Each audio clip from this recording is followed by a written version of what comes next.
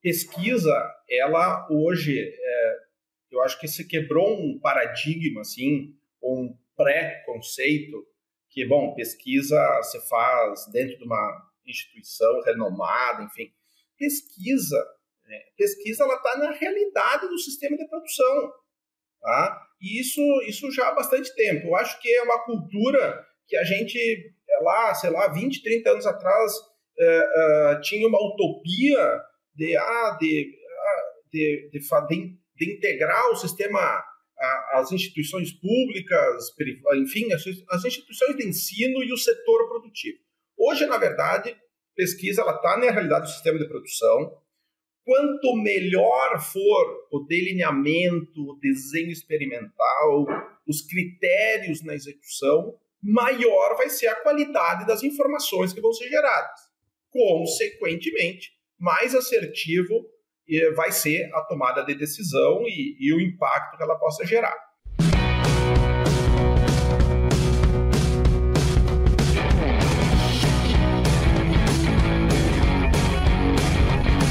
Olá, sejam todos muito bem-vindos para mais uma edição do Suinocast. Hoje eu tenho um convidado muito especial aqui, Ivan Bianchi. Ivan, que é veterinário, um mestrado e doutorado na área da veterinária, professor e pesquisador do IFC, Instituto Federal Catarinense, em Araquari, Campus Araquari, aqui na nossa vizinha Santa Catarina. Ivan, tu já não é um estreante aqui do programa, nós já tivemos junto, te recebendo aqui, falando de reprodução, e hoje o nosso tema é, dentro da produção dos suínos, pesquisa aplicada, gerando informações qualificadas para a tomada de decisão. Ivan, seja muito bem-vindo. Eu sempre gosto de falar que esse aqui é um programa leve, democrático, aberto, feito por quem está no dia a dia aí, seja dentro de granja, seja na academia, como é o teu caso. E eu sempre penso nos futuros, né? Os futuros produtores, os futuros alunos, os futuros professores. Tenho certeza que tu usa um material aí nas tuas aulas e pesquisas. E eu também sempre falo dos consumidores, os consumidores do nosso produto, né? Que pode ser informação, mas também pode ser a nossa carne saborosa aí. E importantíssimo, os nossos não consumidores. Responsabilidade muito grande aí, seja bem-vindo. E aqui eu já começo com uma pergunta. Mesmo tu não sendo estreante aqui, da onde que veio o Ivan Bianchi e como que foi parar na área acadêmica, formando gente aí e ajudando nas pesquisas e nas tomadas de decisões da nossa rica suinocultura? Obrigado, Guilherme. Obrigado a todos os ouvintes aí por novamente estar aqui. De fato, eu já fiz uma participação aqui junto com o professor Vinícius Cantarelli, né? Na época foi o host no episódio 258, falando de Anesto e Leitoas. E hoje é um prazer aqui poder falar contigo, Guilherme, que é uma pessoa também que eu tenho uma admiração muito grande. E para nós podermos falar um pouquinho aqui de pesquisa aplicada, né? E eu sou ouvinte, obviamente, do Suinocast, e já há muito tempo.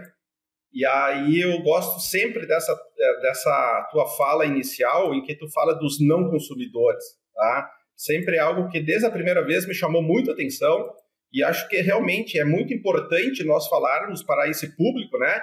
Porque muitas vezes, como a gente fala, né? Falar dentro da nossa igreja, às vezes, falar a missa para quem já reza ela é fácil, né? Mas falar para os não consumidores, acho que é uma tarefa fundamental para nós enquanto setor, tá? Mostrando que sim, nós somos uma cadeia que busca sustentabilidade, que preza bem-estar animal, enfim, então acho que realmente é um público muito importante. E acho que nós temos essa missão de esclarecer muitas coisas. Bom, mas Guilherme, eu sou natural de São João da Ortiga, né? Quem é lá das grandes São João da Ortiga, Rio Grande do Sul, a gente costuma dizer que fica Passo Fundo e Erechim ficam na grande São João, né? E então São João da Ortiga, próximo da divisa lá com Santa Catarina, em Concórdia, né? Na faculdade, Guilherme, eu sempre trabalhei com iniciação científica desde o início do meu período de graduação, trabalhando na área de nutrição com uma professora muito querida, a professora Leonora Almeida de Souza Soares, quero aqui fazer esse registro. Durante o quinto semestre, até então, no início da faculdade, a gente não tem às vezes, muitas pessoas, né, muitos alunos, não tem ainda muito direcionamento, mas a partir do quinto semestre da faculdade, eu fiz um estágio na cooperativa Majestade, lá em Sananduva, tu deve conhecer a marca, né, muitos colegas devem conhecer, e aí me chamou muita atenção a área. Aí já a partir do sexto semestre, eu entrei num grupo de pesquisa que são extremamente importantes, isso atualmente, hoje, na maioria das instituições, né, que era o PIGPEL, lá em Pelotas, com a professor Deschamps, professor Tomás, professor Márcio, e a partir daí, então, eu fiz uma série de estágios, participando do grupo de pesquisa no dia a dia, né, e fazendo estágios em granjas, na Granja Iargo, lá em Itaqui.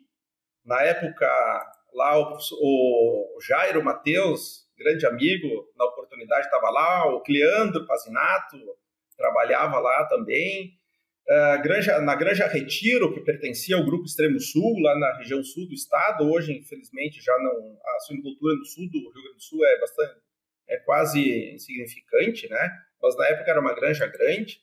A Granja Fita Azul, que era da Agrofal, lá em Canguçu, na época era uma multiplicadora, né? E aí também era uma época, Guilherme, que você deve lembrar bem, que surgiu o sistema Siscal, né? E aí nós tínhamos lá próximo a São João da Ortiga, tinha a família Zanella, lá de Paim Filho, né? Em que eu conhecia esse sistema e era bastante interessante, né?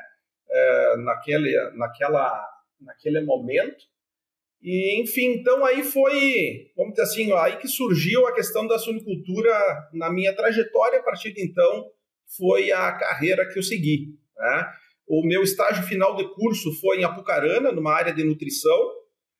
Posteriormente da formatura, eu fui trabalhar em Lucas do Rio Verde, Mato Grosso. Na época, ainda o sistema cooperativa, né, que era a Coagril. Na época, na verdade, eu era veterinário residente, trabalhava na Vitagre, mas alocado na Coagril, tá? Trabalhando junto lá com o Paulo Franz, que hoje eles têm um complexo lá muito grande, que é a Granja Bano Júlio, né? Acho que é integrada da BRF. Enfim, posteriormente, eu retornei para fazer pós-graduação em Pelotas também, fiz mestrado na área de nutrição, doutorado na área de reprodução, na parte de biotecnologia, envolvendo a questão de congelamento de sêmen. Após concluir a pós-graduação, tive uma oportunidade também muito interessante, que foi trabalhar na Pfizer, na época Pfizer, né, hoje Zoetis, naquele momento em que surgiu a questão da imunocastração, tá? Então foi um período também muito interessante para mim, quanto formação e experiência profissional muito interessante. E aí, então, eu acabei fazendo concurso, no primeiro momento, na UFPEL, na Federal de Pelotas. Fiquei lá como docente durante 6 anos. E, por questões familiares, acabei fazendo um novo concurso, aí sim, agora no Instituto Federal Catarinense. Então, desde 2014, eu estou aqui no campus de Araquari, aqui próximo à cidade de Joinville. E aí nós desenhamos aí com um grupo de professores, com a participação de colegas da Embrapa, uma proposta do curso de pós-graduação, que é o Programa de Pós-Graduação em Produção e Sanidade Animal. E em 2016, então, nós iniciamos o curso, já temos hoje mais de 180 colegas que fizeram a sua pós-graduação em nível de mestrado, e a partir do ano que vem estamos aí com um novo desafio e oportunidade, né? Eu gosto mais de ver por esse lado, que é a questão do doutorado profissional. Então, a partir do ano que vem, nós teremos também, além do curso de mestrado, vamos dizer assim, já há quase 10 anos, iniciaremos o ano que vem, então, o curso de doutorado profissional aqui na instituição. né? Então, nesse período, Guilherme, foi assim, até hoje, eu costumo dizer assim, hoje, se eu posso contribuir de alguma forma com os alunos, é porque eu aprendi muito com muita gente ao longo desse percurso, sigo aprendendo com os alunos, com outros colegas, graças a Deus fiz muitas amizades ao longo desse período e na medida do possível a gente quero passar o que eu posso, o que está dentro aí das minhas capacidades aí, passar para os alunos, né? Enfim, e para as pessoas que a gente possa de alguma forma auxiliar. Então é isso aí, Guilherme. Alga Prime DHA da Corbion. O ômega 3 DHA à base de algas para a nutrição de suínos em todas as fases de crescimento. Adicioná-lo às rações está mais fácil do que nunca. Acesse direto a fonte original de ômega 3 DHA e aproveite todos os benefícios. É melhor para o planeta, com impacto zero nos oceanos e baixa pegada de carbono. E é fácil de usar. A biomassa de algas altamente concentrada é adequada para múltiplas aplicações. Saiba mais em corbion.com. Ivan, eu queria insistir bastante nessa questão. Tu já teve na iniciativa privada, tu já teve dentro de granja, como responsável de vários setores, e a gente sempre fala da pesquisa, do que a gente via no campo, né? Pô, eu fiz um testezinho aqui. Teste não é pesquisa. Né? E da importância que é uma pesquisa bem elaborada, até por trazer uma resposta com fundamento técnico, né, Ivan? Para que aquilo, de fato, seja aplicável em qualquer outra granja ou outro sistema que ele vai ter a repetibilidade. Dentro disso, mas antes da minha pergunta aí da pesquisa, Ivan, dentro dessa tua carreira toda aí, dentro de granja, dentro da academia, assim, debate pronto, quais são as grandes pesquisas da suinocultura que tu vê que tiveram uma aplicação que fez mudar o jogo? Uma ótima pergunta, Guilherme. Assim, eu acho que já ouvi de você, inclusive, falando que trabalhou uma parte da vida colocando as fêmeas para dentro da cela parideira e a outra parte da vida vai ser encontrando métodos para tirar elas de dentro. Sim. Né? Então, realmente, eu vejo algumas, nesse percurso, algumas coisas realmente bastante impactantes, assim, do meu ponto de vista. Uma delas foi, não é em ordem de importância, mas aqui vou pensar na inseminação artificial. Tá?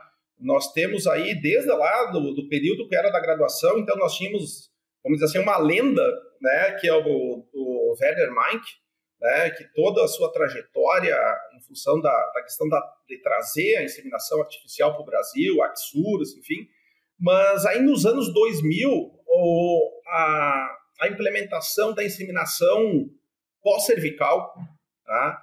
E eu acho que já fazendo um link com o que nós estamos falando aqui, você, Guilherme, tem também uma experiência bastante grande. Teve um momento que eu acho que a inseminação pós-cervical ela caiu em descrédito lá no início, 2004, 2005, tá? Em que se teve vários trabalhos. Acho que a técnica, em algumas situações, né, as tecnologias de forma geral, as biotécnicas da reprodução, isso é muito clássico, quando entra no sistema de produção e não se faz um trabalho de formação das pessoas que vão usar aquela tecnologia, tá? Ela pode cair no descrédito.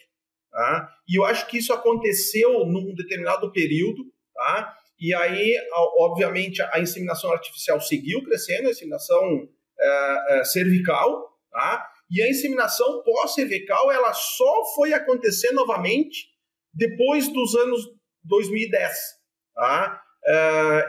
E aí já com estudos mais consolidados, enfim, que mostraram o seu potencial em termos de otimização de machos, etc., Tá? Ainda, obviamente, com algumas limitações em termos de leitores, né? Mas hoje o sistema predominante é o sistema pós-cervical. Tá? Então, essa questão da inserção da tecnologia, ela é algo, preparar o sistema para receber a tecnologia, acho que é uma coisa bastante importante. Então, foi um marco bastante importante. A questão da imunocastração, quando eu fui trabalhar com isso, eu não me imaginava não precisar castrar um animal, tá? Um macho. Tá? E a tecnologia se mostrou muito eficiente. Tá? Hoje, até com mais de um produto no mercado, o que é muito importante também, e são várias possibilidades, né, de produtos com imunocastração em linha com a que a gente trabalha com a questão do bem-estar animal. Então, assim, de forma genérica, duas coisas que para mim foram muito, muito impactantes, acho que foi na minha trajetória de formação. Tá? Outra questão foi o uso da tecnologia de gestão da informação. Tá? Eu lembro quando eu ainda estava na graduação e o professor Tomás Lucia Júnior, na época, ele retornou do doutorado dele nos Estados Unidos e ele foi orientado do Gary Dial, o cara que fez aquele organograma que hoje todo mundo conhece, que é o leitões desmamados fêmea-ano. Né? Hoje Capítulo 8 do Disease of Swine. Exatamente. Então, assim, e hoje a gente fala em termos de árvore de diagnóstico, né? Que então, aquele organograma que na época se traduzia como eficiência reprodutiva, né? Então aquilo teve um impacto. Então, desde a minha graduação, eu tive contato com aquele gráfico em função do Tomás. O Tomás trabalhou com o cara, foi orientado do cara. Sim. Então, assim, essa questão da eficiência reprodutiva, acho que, e a gestão da informação, que hoje é tão presente no nosso sistema, acho que também é uma nota bastante importante aí nessa trajetória do setor, né? Da evolução que teve do setor, né? Sim. Bom, tu facilitou aqui, eu como host e perguntador, tá fácil falar contigo, Ivan. Mas vamos lá, pesquisa aplicada. Misturando tudo que a gente conversou até agora, né? Eu preciso ter uma resposta que uma resposta que atendam as minhas hipóteses e sendo favorável, que isso dê retorno para aquilo que eu estou buscando, né, para as perguntas. Eu gostaria que tu explorasse um pouco essa questão da pesquisa em geral, e tu está batendo bastante na pesquisa aplicada, né, até porque é o nosso produto final. Mas vamos lá. Eu preciso um desenho experimental primeiro eu preciso um tema que seja de interesse, né, Ivan? Então eu preciso um tema, eu preciso um delineamento experimental que seja razoável, eu preciso dessa operação, né, que seja confiável. Quando tu fala aí na intrauterina, eu lembro de alguns experimentos que tinha experimento rodando, eu já falei outra vez aqui, com milhares de fêmeas. Foi um experimento com milhares de fêmeas, mas quando estava no começo, a gente foi avaliar o começo do experimento e para dar um N grande, a gente entrou na grande e vamos fazer o seguinte, brinco par de um jeito, brinco ímpar do outro jeito. Aí passou uma semana do experimento, a gente foi ver, aí eu perguntei pro operador, como é que está aí o par, o ímpar? Daí ele falou, pois eu tenho dificuldade para saber o que é par, o que é ímpar. Então, para ver como que às vezes a distância, né, da operação e do... Então, mas vamos lá, o assunto de interesse, o delineamento, a operação, análise de dados, que tu falou que foi uma das revoluções aí, né? Análise estatística, e importantíssimo que tu falou, que bom que tu falou, dessa questão de, bom, eu estou com a pesquisa, ela me deu um resultado, mas eu não consegui emplacar. De quem que foi a falha? A falha do pesquisador, da pesquisa, da operação, que também faz parte final. Faz né? parte do jogo. Que não adianta tu estar em Araquari aí e o pessoal que está nos ouvindo dentro de uma granja, beleza, eu quero que esse experimento que foi visto lá dentro da minha granja dê resultado também. Tá contigo, Ivan. Guilherme, assim, primeiro, são algumas coisas importantes, assim. Pesquisa, ela hoje, eu acho que se quebrou um paradigma, assim, um pré-conceito, que, bom, pesquisa se faz dentro de uma instituição renomada, enfim. Pesquisa ela está na realidade do sistema de produção, tá? E isso já há bastante tempo. Eu acho que é uma cultura que a gente, lá, sei lá, 20, 30 anos atrás, tinha uma utopia de integrar o sistema, as instituições públicas, enfim, as instituições de ensino e o setor produtivo. Hoje, na verdade, pesquisa está na realidade do sistema de produção. Quanto melhor for o delineamento, o desenho experimental, os critérios na execução, maior vai ser a qualidade das informações que vão ser geradas. Consequentemente, mais assertivo vai ser a tomada de decisão e o impacto que ela possa gerar. Tá? O impacto, seja em termos de retorno econômico, retorno do investimento. Então, hoje as empresas, sejam as empresas de insumo, elas fazem pesquisa no dia a dia. As agroindústrias, as cooperativas, quem for ouvir essa nossa conversa, eu gostaria de ouvir assim, quantos experimentos, eu nem vou perguntar se estão fazendo algum experimento hoje. Provavelmente vão dizer quantos experimentos estão fazendo no seu sistema de produção, tá? Buscando sustentabilidade, buscando as questões. Aí, de novo, para o público não consumidor, né? Muitas vezes com impacto em bem-estar animal, as questões relacionadas à ESG, que hoje está presente no nosso sistema, na nossa cadeia de produção, buscando a sustentabilidade do setor como um todo. Bom, e obviamente, aí entrando, a tua pergunta dá 5 podcasts, né? Mas vamos lá. A gente sabe, né, que dados, informação é o novo petróleo, né, é o novo ouro. Provavelmente todo mundo já ouviu também essa máxima. Né? E uma questão importante é o seguinte, que eu costumo dizer, antes de querer sair fazendo qualquer coisa, tá, a gente precisa fazer o planejamento. Não é à toa que provavelmente todos que também estão ouvindo, vão nos ouvir, já ouviram falar de um PDCA. Tá? E aí, se um projeto de pesquisa, Guilherme, nada mais é do que um PDCA. Tá? Não é à toa, e aí que eu digo também, a ordem dos fatores altera o produto. Então não adianta a gente sair fazendo. Tá? Primeiro nós vamos ter que planejar.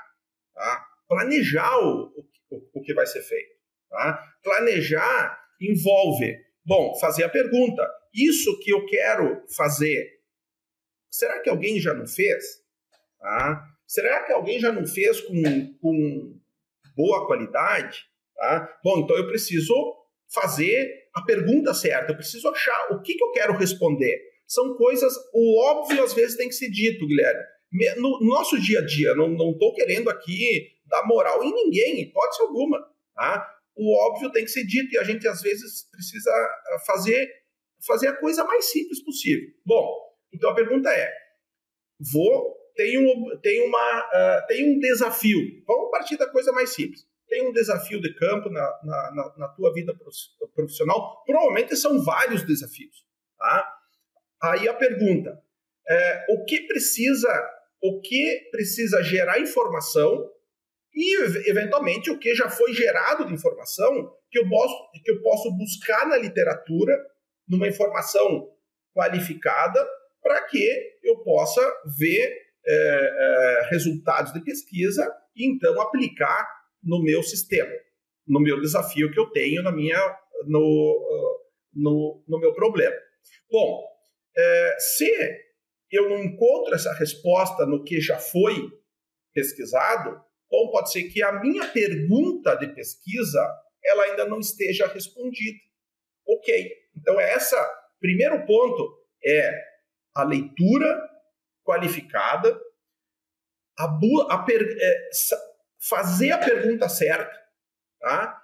E então, aí se eu tenho a pergunta certa, eu vou ter daqui a pouco hipóteses, tá? Bom, se eu colocar o Ronaldinho, se eu tivesse jogado com o Ronaldinho Gaúcho lá em determinado momento da Copa, ou com o Neymar, será que eu teria levado 7-1 da Alemanha?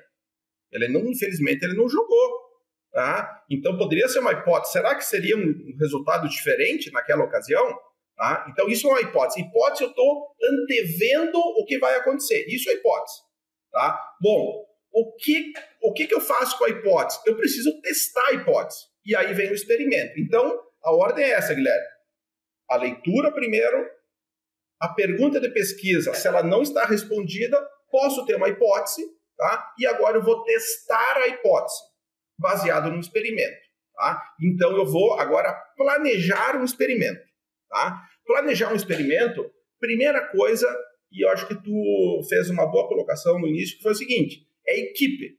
Tá? Nós precisamos ter uma equipe, precisamos treinar uma equipe.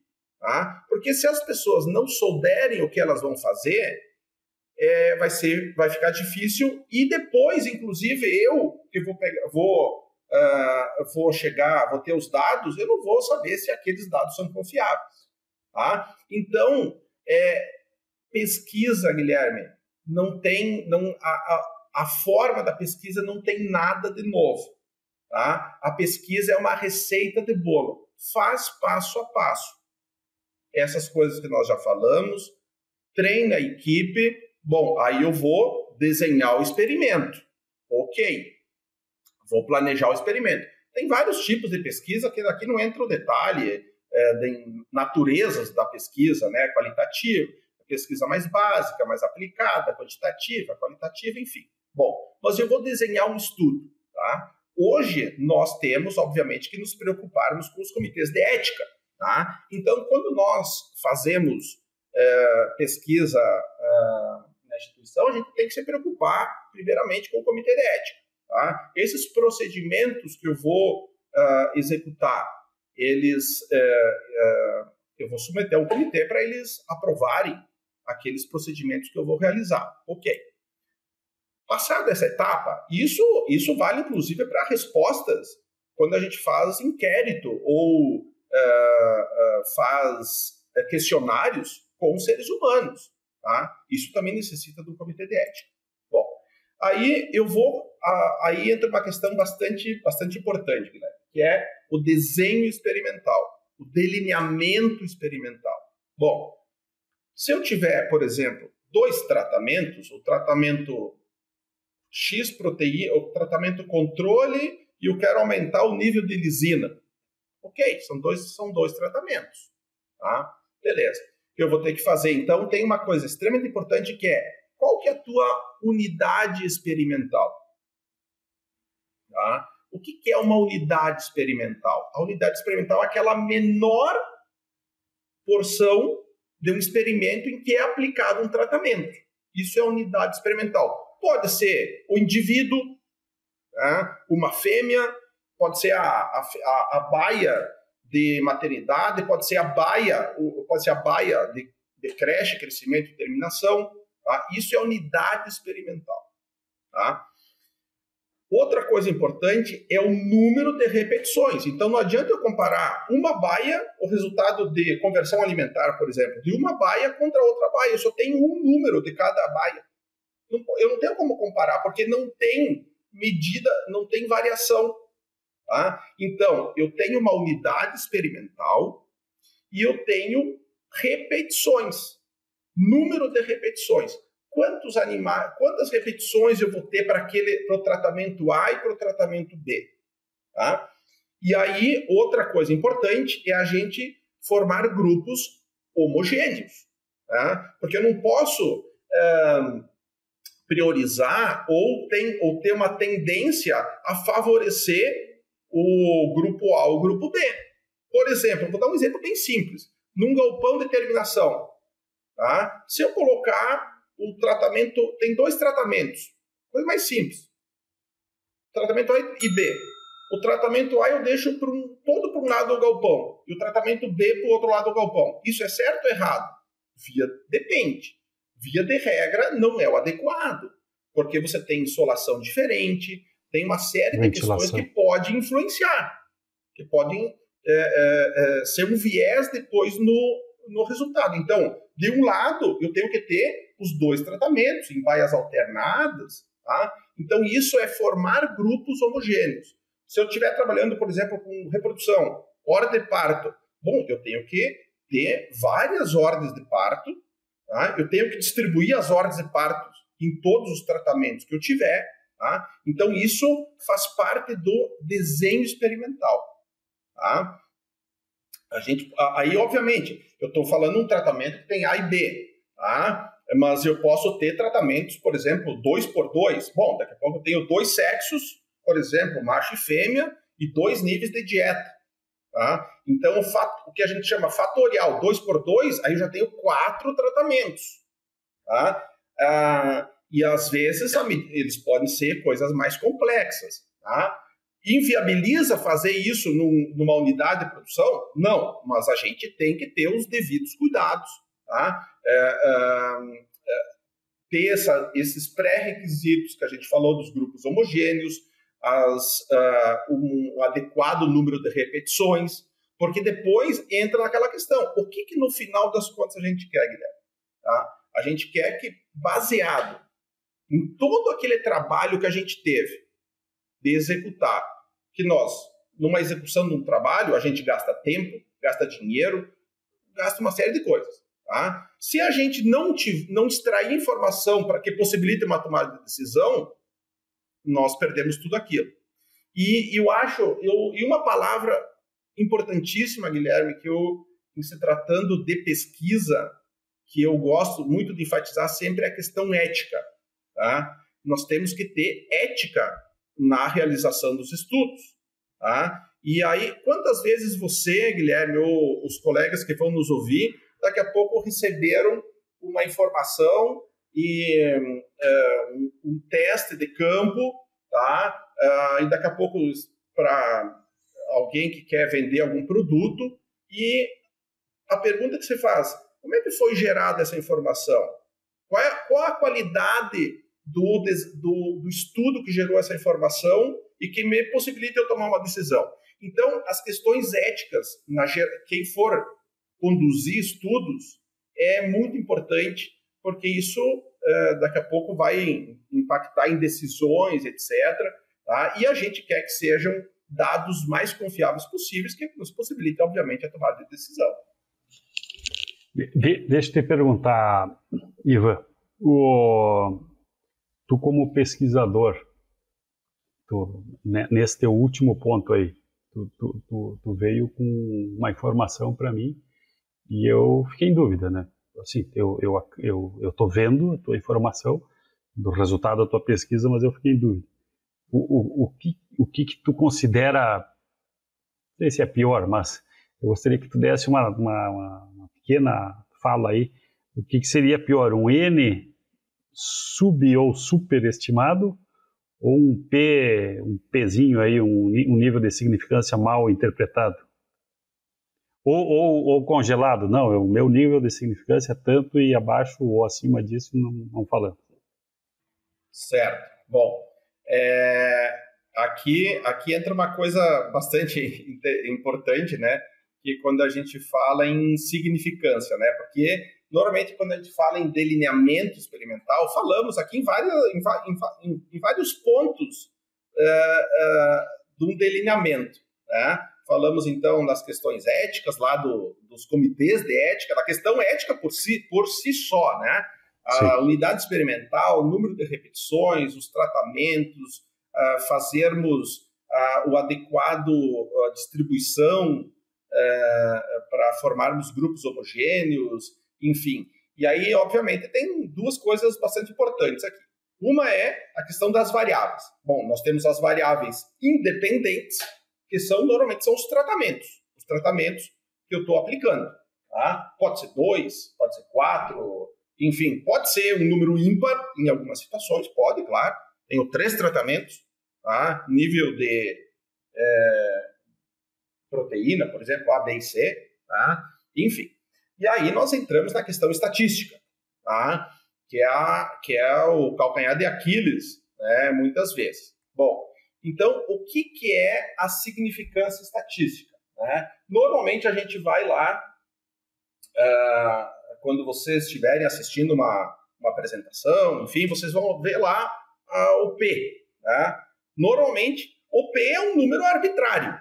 Tá? Então, o P, normalmente, você convenciona dizer que um P menor que 0,05 significa que tem diferença estatística entre os grupos avaliados, os grupos que estão sendo comparados. Tá? O que é? Da onde que surgiu esse P 0,05? Primeiro, é arbitrário. Eu posso considerar que a minha significância estatística é um P menor que 0,10, tá? Ou 0,6, 0,7, enfim. Tá? O que significa? Mas vamos lá, mas isso é um detalhe. O importante é a gente entender o que é uma significância de 0,05. Significa dizer o seguinte, um P menor ou igual a 0,05, eu tenho 95% de chance daquele evento se repetir se eu fizer aquilo novamente. Inclusive, uma questão básica de um trabalho bem feito, eu tenho as condições, eu lendo um trabalho, eu tenho que ter as informações necessárias para que eu possa repetir aquele trabalho em qualquer outro lugar. Tá? Isso se vocês lerem um trabalho e vocês tiverem essas informações, tá? Vocês conseguem replicar aquele trabalho, provavelmente é um trabalho que está bem escrito. Tá? Então, P menor que 0,05, eu tenho 95% de chance daquele evento se repetir. Ou seja, a diferença ela é somente de 5% ou menos atribuída ao acaso.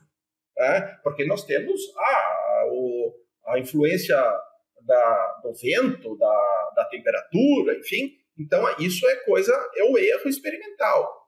Tá? É o acaso. Mas, então, se ele é menor que 0,05, eu tenho o que a gente chama, então, de significância estatística. Tá? Que aquilo pode se repetir. Tá? E não é obra do acaso. Bom, aí a tua pergunta. Uma coisa que a gente... Aí entra a importância, Guilherme, quando a gente fala de quantas repetições tem um experimento. Tá? Do tamanho da amostra. Porque quando normalmente a gente está fazendo o que a gente chama comparação de médias para fazer a avaliação estatística. Tá? Então a gente está comparando as médias. Tá?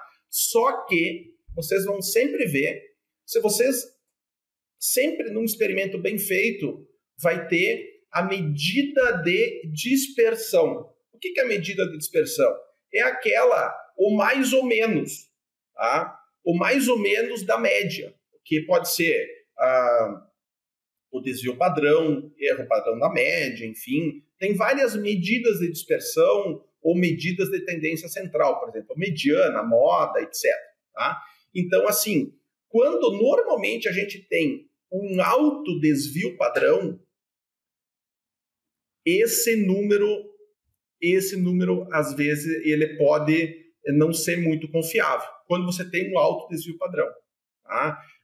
Aí, ou pode ser que tenha tido um N muito pequeno, uma amostra muito pequena, ou tem muita variação e que daqui a pouco não foi adequadamente controlada no desenho experimental, pode ter tido algum problema, enfim, alguma coisa que impactou, ou ser um alto desvio padrão, ele não é confiável. Tá? Então, a gente sempre tem a média e sempre, pessoal, quando apresentarem um dado para vocês, se apresentarem somente a média, já fique com 2 olhos abertos.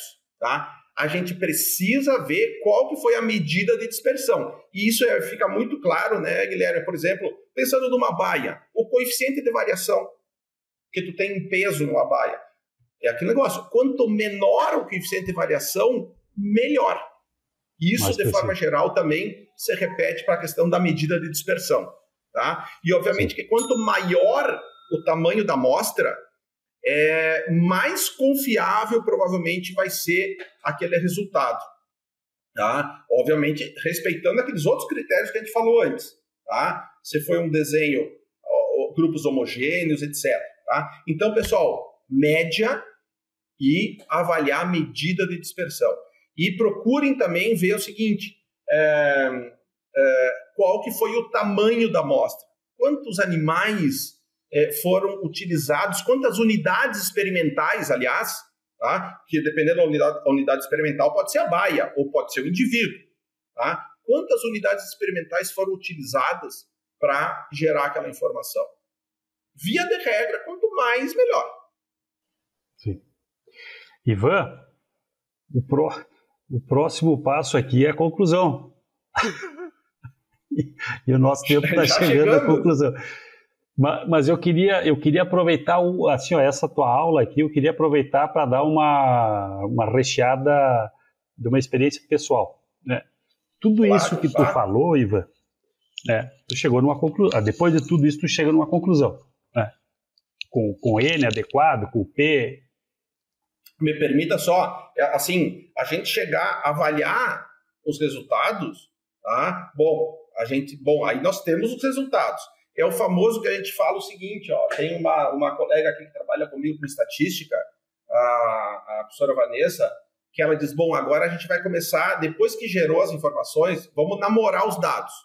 Então é conhecer, é começar a trabalhar, começar a entender os dados, então aquelas planilhas dinâmicas que o pessoal está acostumado a fazer. Então, às vezes, pessoal, antes, daqui a pouco, assim, de partir para uma análise estatística num modelo muito aprofundado, primeiro gera as coisas básicas. A média, vamos saber a mediana, qual foi o desvio padrão, qual foi o coeficiente de variação. Começa a namorar os dados, para depois você ir para uma análise mais aprofundada. Tá? E, obviamente, com base nisso, você vai entendendo os dados, você vai precisar fazer a descrição, se a gente pensar num trabalho científico, né? Gerar um documento, descrever os resultados, discutir isso com base com outros autores e, obviamente, que o que mais nos interessa é nós chegarmos a uma conclusão, né? Para que aquilo possa nos auxiliar numa tomada de decisão, né? Sim. O negócio importante, né? Eu vou dar um depoimento pessoal aqui que eu acho que é para rechear tudo isso aqui que tu falou. Tu falou que hoje milhares de experimentos estão sendo feitos em todas as empresas do Brasil. Sem dúvida. Né? Sem dúvida. E tudo isso aí que tu comenta, Ivan, chega numa empresa. Tu não vai ter esse tempo aí para falar para um dono da empresa ou para o presidente. Né? Ele confiou em ti e tu vai apresentar. Baseado nisso, a conclusão é essa. Aí tem a tomada de decisão empresarial. Né? Eu sempre falo, a decisão de baixar a concentração da inseminação artificial, que na empresa que eu trabalhava era milhões de reais, considerando conversão alimentar no produto final, foi um experimento apresentado para o presidente da empresa. E eu não vou falar que foi feito aqui, foi feito ali. Aí tudo o que tu comentou, né? Ética, a responsabilidade técnica, né? Para tu chegar e dizer, vamos fazer isso. Isso envolve milhões. E responsabilidade também de hierárquica, né? Então é legal dar esse depoimento final. Mas, Ivan, tu comentou aqui, eu tenho uma pergunta que eu quero te fazer, Ivan. Tu comentou aqui da Leonora, né? Leonora. Tu comentou dela, do Werner, do Deschamps, do Tomás. Eu acho que foi esses aí que eu lembro que tu comentou. E do pessoal lá da IARG, do Cleano e companhia. O que tu ouviu de algum desses aí que ficou engasgado para ti, né? E que eles tinham razão, né? ou o que tu fala hoje para os teus alunos e eles não gostam de ouvir, e depois tenho certeza que tem alguns alunos que te encontram e dizem, pô, aquela tua chatice lá me ajudou nisso. Sim. Eu tenho... bom, eu tenho duas coisas assim que me ocorrem agora, Guilherme. Uma primeira é nessa questão de dados, né? E eu tenho, mais atualmente nos trabalhos de pesquisa assim, que a gente tem, eu tenho 2 grandes parceiros. Um deles você conhece, que é o Rafael Guim. O Rafa, a gente tem, assim, sempre que possível, eu tento chamar ele para os meus trabalhos, como orientador, certo. Porque ele tem essa questão da questão crítica da qualidade do dado e do pessoal do setor aí de suínos, né, do Bortoloso, enfim, é muito... Tá no DNA, né? Então, essa questão do cuidado que você tem que ter com os dados. E aí, uma frase, que eu não sei se é do Tomás, mas ele foi um cara assim, que trabalha com pesquisa, muito com dados, e ele sempre falava uma questão importante. Bom, gerar dado é algo que no dia a dia da produção, a quantidade de informação que se gera é muito grande. Um nascimento, um parto, quantas informações tem em um parto? Né? Então, a gente tem que agregar valor ao dado. Tá? Isso é uma coisa que eu acho que para mim faz muito sentido, agregar valor ao dado. Tá? E uma coisa que eu trabalho, que eu procuro passar para os alunos hoje é o seguinte: eu faço um trabalho aqui durante a graduação, que é os alunos eles montam um plano de negócio, tá? Durante a disciplina, minha disciplina aqui é de reprodução, mas eles fazem um plano de negócio na área de veterinária, tá? Com foco em reprodução, porque é a questão pontual lá da disciplina. Eu tenho uma colaboração bastante grande do pessoal aqui do Sebrae, tá? Que eles vêm, fazem uma consultoria, fazem um acompanhamento durante a execução da disciplina e o trabalho, e a gente monta um plano de negócio que eles precisam fazer um plano de negócio completo.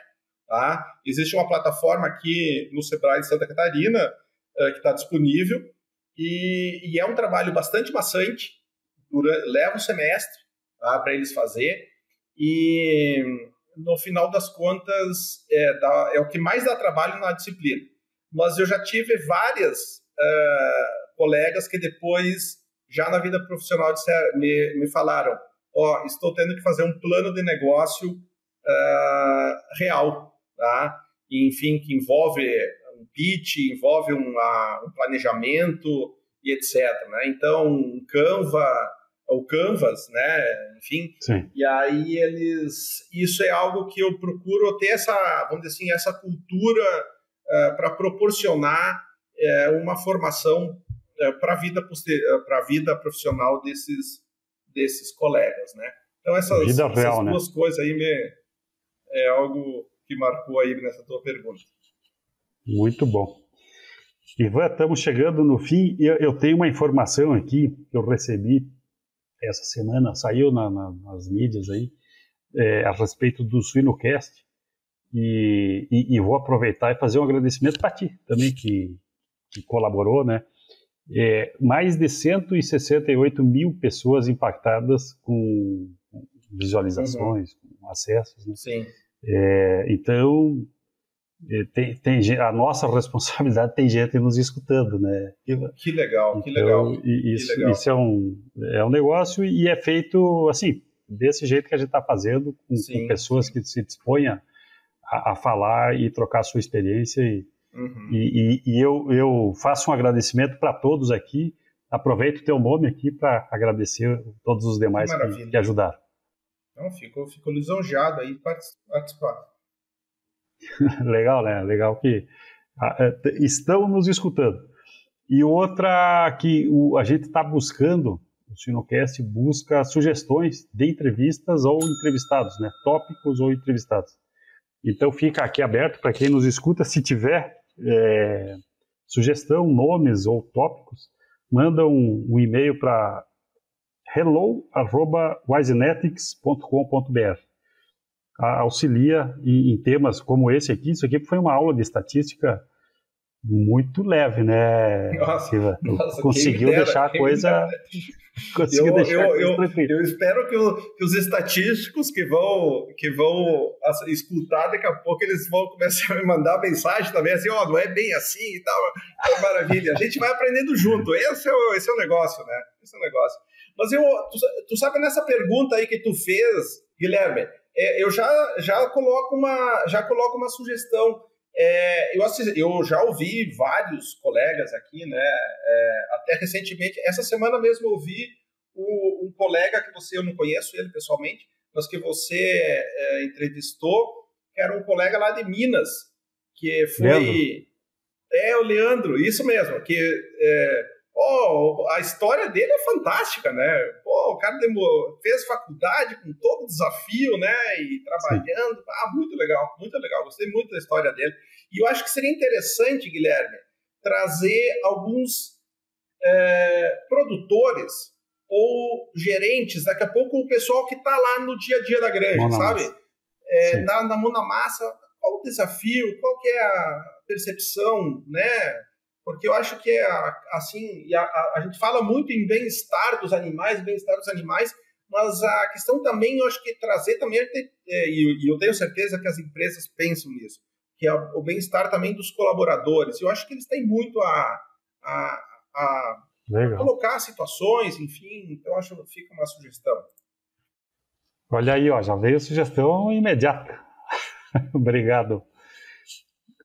Ivan, te agradeço mesmo e que bom, e eu sempre falo, o teu produto, a gente consome o produto que é as pessoas que tu forma, né? Eu tive a oportunidade de dar uma aula no curso lá e a gente fica de uma certa maneira agradecido e lisonjeado, né, de poder participar um pouquinho na formação aí do pessoal. Dessa maneira eu te agradeço e deixo uma palavra final aí para ti, Ivan. Maravilha. Eu acho, Guilherme, assim, eu parto do princípio assim que a gente tem que estar sempre aprendendo, né? E eu tenho acabou essa questão da docência, ela surgiu desde o início. Eu acho que foi que eu entrei na faculdade, enfim, trabalhando com pesquisa, então a questão de permanecer na academia foi uma coisa natural. E essa participação, esse período que eu estive na iniciativa privada também foi algo que felizmente aconteceu, tá? E essa questão hoje, o que me traz muita satisfação no meu dia a dia a gente tem muitos desafios, né? Mas é poder estar convivendo, com a questão da pós-graduação ali, que é o nosso profissional, então a gente está muito em contato com o setor produtivo, tá? Sempre que possível eu faço questão de ir para as granjas, para os experimentos, tá? Trabalhar nos experimentos, quem me conhece sabe disso, tá? De estar em contato com as pessoas. Eu falei lá do Rafa, mas tem o outro colega que é um irmão para mim, que é o Bernardo Gasperini, lá da UFPEL. É uma pessoa que também tem um conhecimento fantástico, tá? Então essa interação que a gente tem é muito importante e eu acho que isso nos mantém ativos, nos mantém produtivos, tá? Essa disposição em aprender. Então eu sou um fã em aprender, tá? Eu acho que é isso, né? Que a gente, obviamente, respeitando as pessoas, respeitando as diversidades, seja ela do que for, e proporcionando que eu, como propósito, eu tenho assim de colaborar na medida do possível, né? dentro das minhas limitações, em ajudar as pessoas no que eu puder, e um sonho de que as pessoas tenham dignidade nas suas vidas, que a gente tenha um mundo melhor, né? A gente sabe das inúmeras desafios, dificuldades que se tem hoje em termos globais, né? Então, que seja um mundo mais fraterno, assim, que eu acho que essas esperanças, elas se renovam, né? E então, acho que é isso. Um pouquinho, assim, de empatia, eu acho que é importante, né? Porque essas polarizações que se falam tanto, né? Acho que isso só prejudica, tá? Obrigado, Ivan. Nos vemos aí no mundo da suinocultura. Grande abraço. Maravilha. Grande abraço.